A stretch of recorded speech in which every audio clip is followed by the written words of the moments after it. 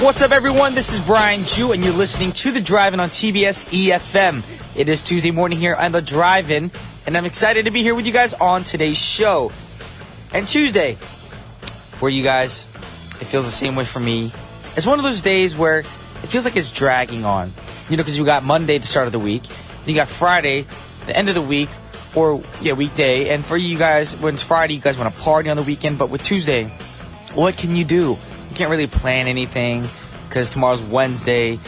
And you really can't do anything on Wednesday because it's the middle of the week. So on Tuesdays, what I like to do, I like to crash. Like, literally, I'll get home from work, go home, don't even want to wash up, don't even want to change to my PJs, just fall on my sofa and crash. And that's what Tuesdays does to me. But I don't want that happening to you guys right now. So we're going to start off today's show with a great song to wake you guys up. And it's from the 2008 film Tropic Thunder. So here's The Temptations with Ball of Confusion. Welcome back to The Drive-In with your host Brian Ju in the studio. And I want to let you guys know how to get in contact with us. It's pretty simple. You can call the studio at 02-778-1013 or send us a text at sharp 1013 for a charge of 51, or send us an email at efmdrivein@gmail.com. And the easiest way nowadays is, of course, Twitter, and that's at efmdrivein. And if you have any requests, please make sure they're from a movie or a TV show, not just any pop track, or just contact us anytime to give us a shout out. We love shout outs here at the Drive-In. But right now, it's time for the scene of the day. Alrighty, and as most of you movie fans out there already know, yesterday was the Academy Awards ceremony where all the greatest films of the previous year are recognized. But did you know the day before the Academy Awards, there's another ceremony called the Golden Raspberry Awards? And this is also known as the Razzies, and it highlights the worst movies of the previous year. If you're in the film industry, you know that you do not want your film getting a Razzie. Well, this year, The Twilight Breaking Dawn Part 2 received 7 Razzies, so I have to say that I don't always agree with what, people say, because I didn't think that movie was that bad. But in 2008, there was another film that was nominated for almost every category in the Razzies, and it received 7. But if Twilight is getting 7, that must, not 7, it received 3, but if Twilight is getting 7, there must be that, there were some really, really, really bad films in 2008. And honestly, I do not want to be in that category if I was in a film. And the movie that we're going to talk about today, it does fall in that category. I'm sorry. And if you're in this movie, do not hate me.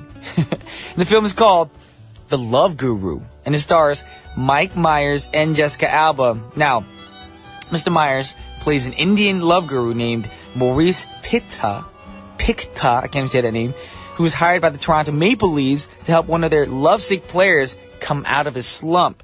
And right there, off the bat, it sounds pretty lame. I'm sorry. That's my honest opinion. Well, we're going to take a listen to the scene, and you guys be the judge. I don't want to be the only one stating my opinion. So listen to the scene where the officials from the Maple Leafs travel to India to ask the help of Maurice. Alrighty, now in this scene, the Maple Leafs official ask the guru to help them with a player who is heartbroken, and it's affecting his play pretty much. And the guru makes jokes about midgets, and you heard it, y'all. You heard it.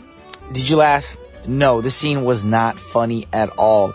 Alrighty, I know, Mike Myers, you are a funny dude, but what were you thinking with this movie? I mean, you were great in Wayne's World, also So I Married an Axe-Murderer, Austin Powers, Shrek, but seriously, this movie went down the drain for me. So you deserve Razzies, or 7 Razzies, or how many Razzies you got. I'm sorry, you deserve it. But I know you're going to come out with some good material soon, because you are a funny dude since Saturday Night Live and all the other movies you did. But other critics also said that this movie could kill Mike Myers' career. But I'm pretty sure he's going to come back with some funny stuff, and I hope you do, Mike. I'm rooting for you. But I guess sometimes when you get too popular, and you give an actor too much freedom, this is what happens. Things go unchecked, and that's what Mike Myers pretty much did. Now, the movie wasn't that funny, but some of the songs, I think, were okay and somewhat funny. So let's listen to a song where Mike Myers is singing in his character as Maurice Pikta, singing 9 to 5. Once again, that was Mike Myers singing 9 to 5 from the Love Guru soundtrack. Now, coming up on today's show, it is Tuesday. That means Jason B will be joining me in the studio to talk about Korean films today. And that's going to be after intermission, so stay tuned for that. But right now, we're going to go into a song request, and the request comes from Christina, who would like to hear a song from the film Casablanca, which came out in 1942, starring Humphrey Bogart and Ingrid Bergman. And this, of course, is a classic film that has so many iconic lines. And we played it for you guys, and I've seen it the day a while back. And some of the lines would be, "We'll always have Paris." And also, "Here's looking at you, kid." Sound familiar? Yes, and this film won 3 Academy Awards and was nominated for 8. And back then, there are few awards being given out, so, that was a huge, huge achievement for this film. And the song is by one of the most prolific singers of the 20th century, Mr. Frank Sinatra. He's singing As Time Goes By from the Casablanca soundtrack. What a great song. That was As Time Goes By Frank Sinatra from the Casablanca original soundtrack. Now we're going to go into the next song request, and it was requested by Winnie Bryan B. And it's pretty old school. It comes from the 1995 film Waiting to Exhale. And this is the one where, the 4 African-American women help each other out through various struggles. So this is not my girl, I don't really know her, but a girl that I loved listening to growing up. This is Brandy with Sitting Up in My Room from the Waiting to Exhale original soundtrack. Check it out, y'all. Welcome back to the Drive-In, and right now it is time for K-Film Tuesday. Why did I say Wednesday? That's how tired I am. Tired, I don't even know my days. So it's K-Film Tuesdays, which you gotta go to right now. Jason Bishop Vase. How you doing, Jason? Yeah, I'm good. How are you? I'm not doing too bad, other than the fact that I'm fatigued from the weekend.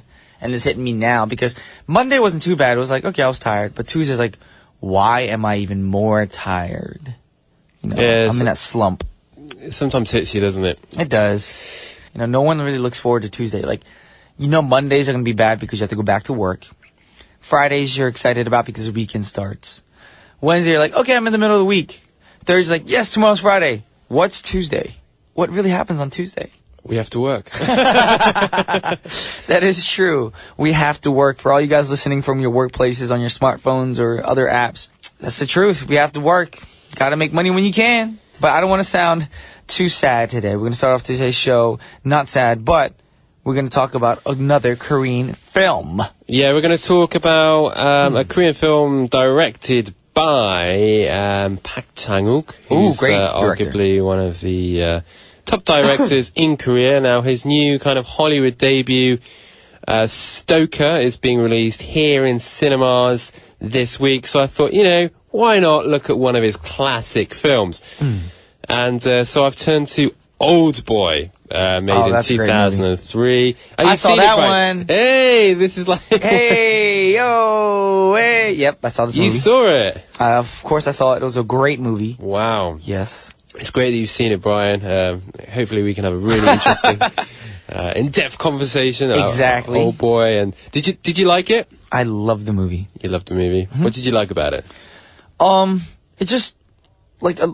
most of the reasons why I don't watch Korean movies is because I feel like they weren't gory enough, or, there wasn't a lot of action in them. And as time goes by, especially with this film, trust me, there's enough gore in it. Maybe a little too much sometimes at points, but you're like, wow, this director, the producers, they went all out with this film.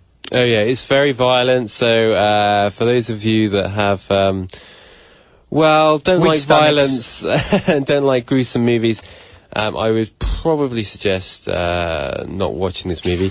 Or just fast forward through the you could fast scenes, forward. Yeah. So you could always press the fast forward button on your remote control, of course. Anyway, the film stars Chae Min-sik, Yoo Ji-tae, and Ka Hae-jung. So 3 pretty big names in Korean cinema. In terms of the synopsis, one night, Dae-soo, played by Chae Min-sik, he's locked up in a mysterious prison with no idea why. Now, after 15 torturous years, he's suddenly released and given a mobile phone, a designer suit, and a wallet full of cash. So it's a very kind of different movie. I think when it was released back in 2003 and European and American audience got to see it, they were like, wow, this movie is just totally different from any film. And that's why they had seen Spike before. Lee's remaking this film in the States. Yeah, he's remaking it. I'm not sure it's going to be that great. Is it called Old Boy 2 in the States? Yeah, it's called Old Boy, yeah. Okay. As far as I'm aware, unless they change it. Alrighty. I mean, Spike Lee's a talented director, so it'd be interesting to see what he does with it. He's a good director, so I'm actually very interested in what he's going to do. But the film kind of looks at Korean history a little bit, so I think it's quite historically and socially quite specific. So I'm not sure how a Hollywood film would be able to kind of do that, but it'll be interesting to see.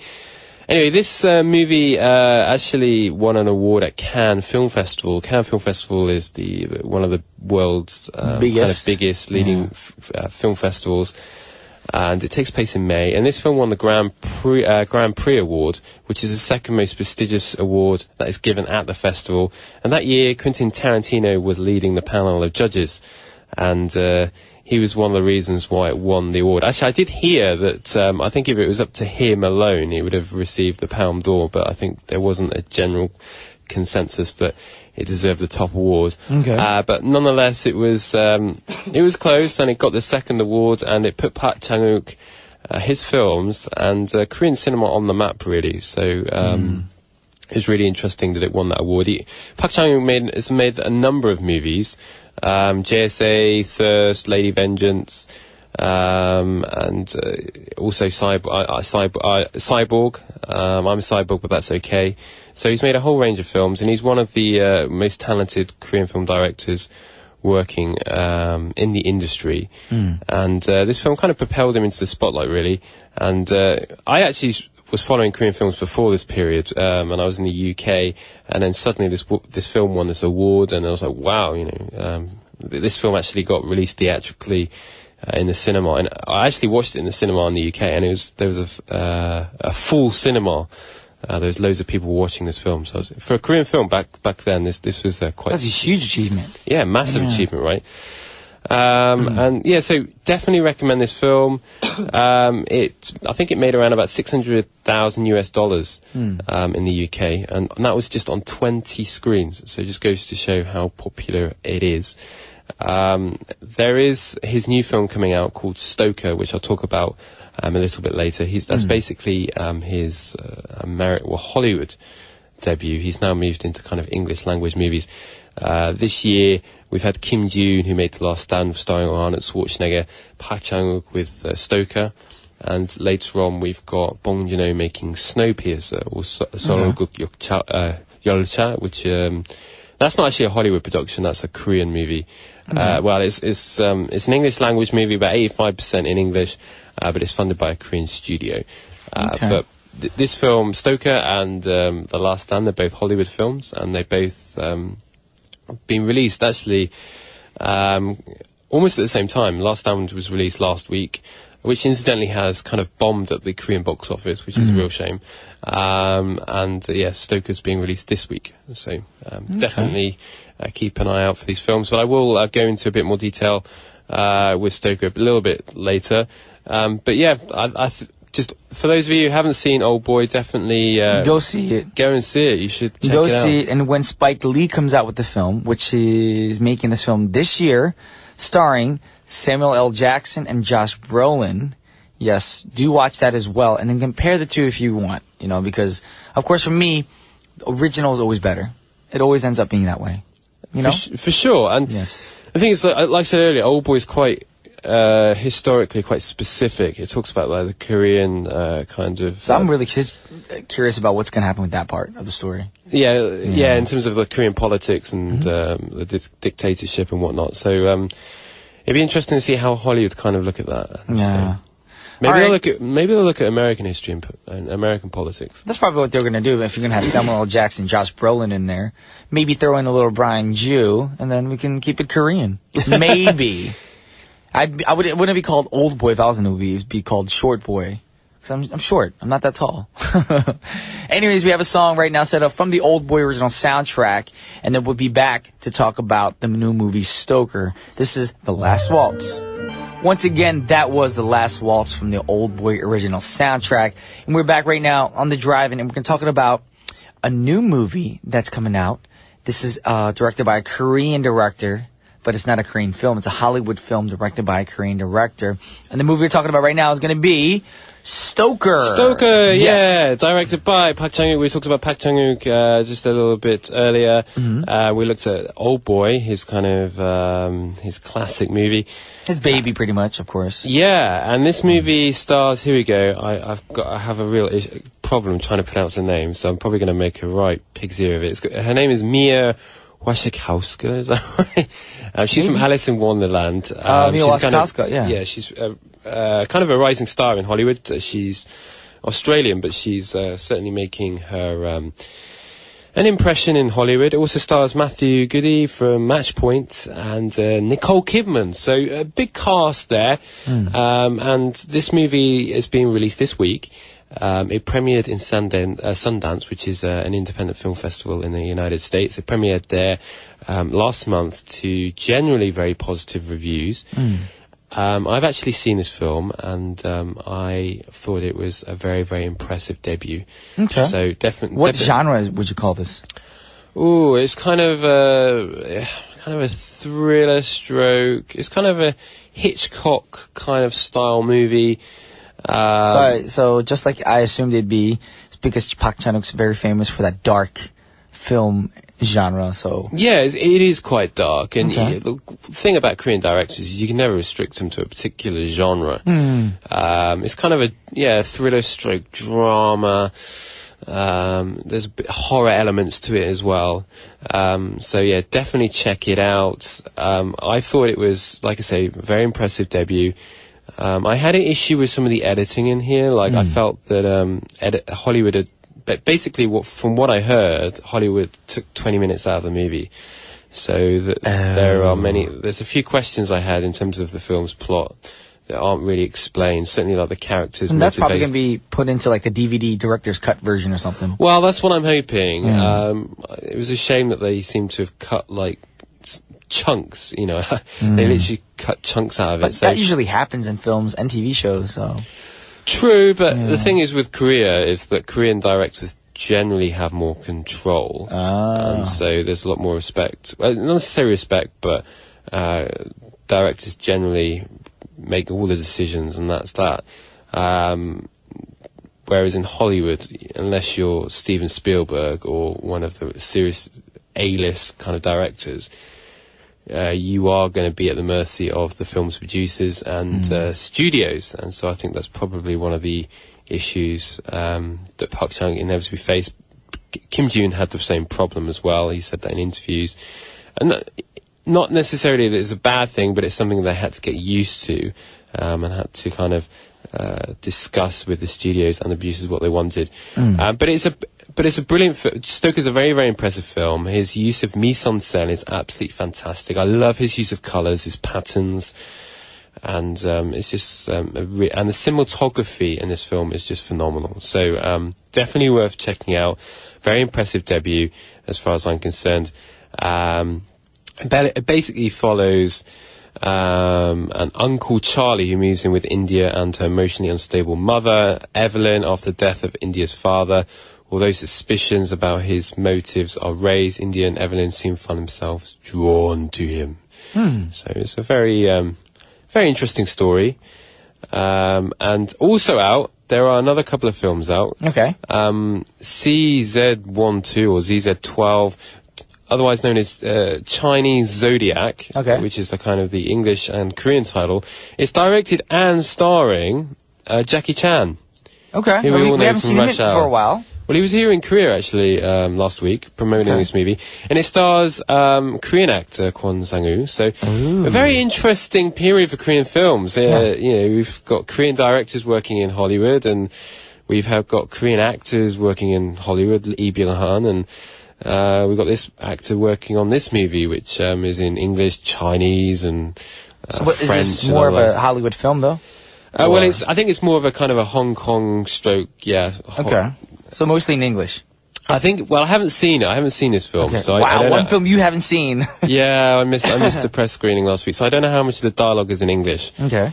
But I think a sizable amount is in Mandarin or Cantonese. So I'm not entirely sure, but it hasn't received very strong reviews in China and Hong Kong. So we'll have to wait and see how well it's received here.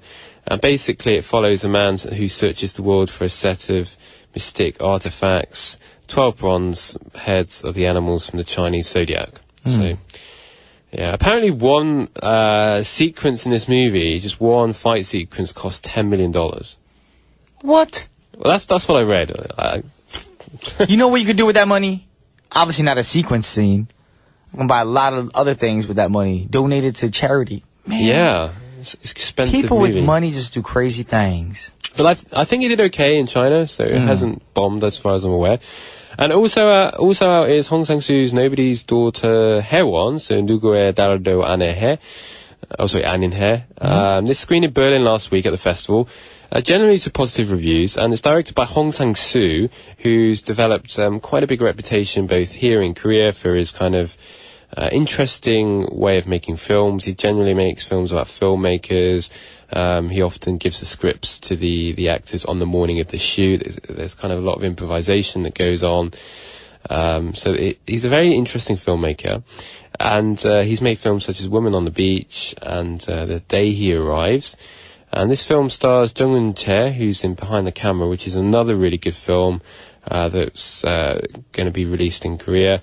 And also stars Lee Sung-gyun, All About My Wife, 내 안에 모든 거.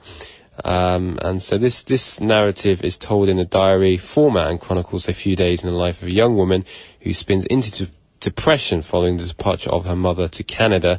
She falls back on a troubled affair with a professor who offers to whisk her away. So I'm really curious to see this film. Hong Sang-soo is definitely an interesting director. I haven't liked all his films, but I've liked most of them, and from what I gather, this has received quite good reviews. Okay. So if you like kind of art house cinema, then definitely check this out. So there's a bit of range. You got a kind of a huge range here. You got dark Hollywood movie made by a Korean director. Then you've got a kind Chinese director. Chinese director making a movie featuring a Korean actor. And then you've got an art house but famous Korean director making this he's made this very, very interesting movie that's being released that screened in Berlin. So there you go. There's a whole range there. Now what they got to do for the future is do a Korean movie with a Hollywood actor in it. That'd be interesting. Yeah. Well, Arnold Schwarzenegger did say that he would like to make a movie here in Korea. But given the... Could you imagine him being in Korea doing a movie like, I'm 배고파, like in his accent or something? You know, his pronunciation of Kim Ji-woon is hilarious. Kim Ji-woon, he says. He says woon? Yeah, he says Kim Ji-woon. That's weird because in the Western world, they always put a W in front of the name. Well, it's because the name is spelt with a W, and so no one's corrected him. Yeah.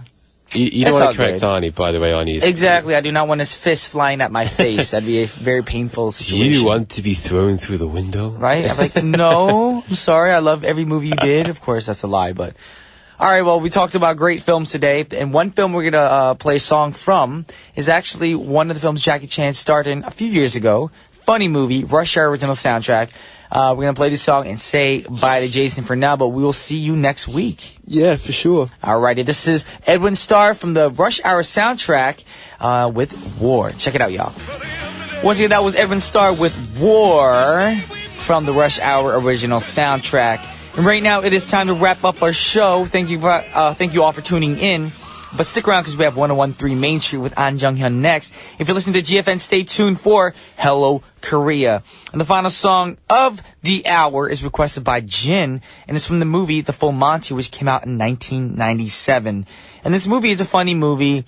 It's about a few guys who work in a factory, a blue-collar factory pretty much, they're workers and stuff like that. And nothing's going good for them, so they decide to become... let's say dancers. Let's put it that way. Yeah, they become dancers. But if you want to find out more about this film, you got to go watch it. Yes, you do. And in the final scene of the movie, they're dancing to the song "You Can Leave Your Hat On," and that's where we're gonna leave it at that for now. We're gonna play it for you guys. It's from the movie. This is Tom Jones with "You Can Leave Your Hat On," and I'll see you guys tomorrow.